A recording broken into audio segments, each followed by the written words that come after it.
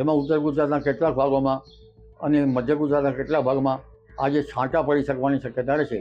અમદાવાદ, ગાંધીનગર પર છાંટા પડવાની શક્યતા રહેશે.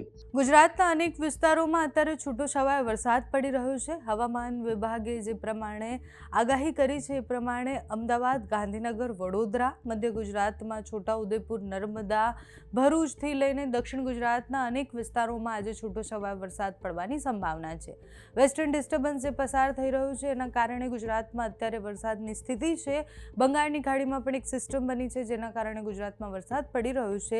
હજુ આગામી 2 દિવસ સુધી વાતાવરણ આવું રહેવાનું છે. ભારે પવન સાથે તમને ભેજવાળું વાતાવરણ હશે એવું અનુભવ થશે. સાથે જ વાદળછાયું વાતાવરણ રહે તેવી સંભાવના છે. આજે કયા કયા વિસ્તારમાં વરસાદની આગાહી કરવામાં આવી છે, કયા વિસ્તારે સાવધાન રહેવાનું છે, હવામાન નિષ્ણાંત અંબાલાલ પટેલની આગાહી સાંભળો. હવામાનમાં પલટો આવેલ છે કારણ કે એક પશ્ચિમ વિક્ષોભ, નબળો પશ્ચિમ વિક્ષોભ હતો, પણ અરબ સાગરના ભેજના કારણે આ વાતાવરણમાં પલટો આવ્યો છે. આજે વાતાવરણ જરા વધુ પલટાશે અને લગભગ ઉત્તર ગુજરાતના કેટલાક ભાગો, કચ્છના કેટલાક ભાગો, સૌરાષ્ટ્રના કોઈ ભાગોમાં વાદળવાળું આવશે, જ્યારે મધ્ય ગુજરાતના ભાગોમાં અને લગભગ દક્ષિણ ગુજરાતના કોઈ ભાગમાં હવામાનમાં પલટો આવશે. એમાં ઉત્તર ગુજરાતના કેટલાક ભાગોમાં અને મધ્ય ગુજરાતના કેટલાક ભાગમાં આજે છાંટા પડી શકવાની શક્યતા રહેશે. અમદાવાદ, ગાંધીનગર પર છાંટા પડવાની શક્યતા રહેશે.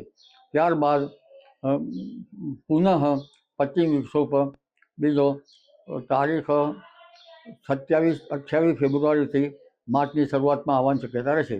તેની અસર પણ ગુજરાતના ભાગો પર થવાની શક્યતા રહેશે. પરંતુ આ ગ્રહણોની એક પછી એક અસરના કારણે પવન વધારે ફૂંકાતો હોય છે. એના પહેલાં હવામાનમાં પલટાના કારણે એક પછી આ પશ્ચિમ વિક્ષોભ આવે તેના કારણે પવન વધારે ફૂંકાતો હોય છે. જ્યારે પવનની ગતિ અત્યારે ઘઉં જેવા પાકો ઉપર થાય તો ઘઉં જેવા પાકો પડી જતાં તેમાં ઉતારામાં દાણાની અસરો બગડી જતાં, નીચે પડી જતાં ઉતારો ઓછો આવી શકવાની શક્યતા રહે. પણ વિષમ હવામાનની વિપરીત અસરના કારણે ખેડૂત ભાઈઓએ પાક સંરક્ષણના પગલાં લેવા સારા રહે.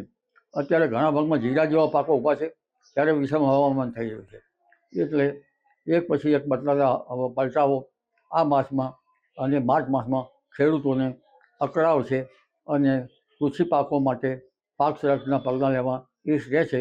કારણ કે વિષમ હવામાનની વિપરીત અસર જનસમુદાય પર પડવાની શક્યતા રહેશે, જેમાં વાયુ તત્વ તેમજ પૃથ્વી તત્વ બળવાન થશે. એટલે તે પ્રમાણેના રોગો માનવ સમુદાયમાં આવતા જનધને પણ સ્વાસ્થ્યની કાળજી રાખવી એ રહેશે. જી.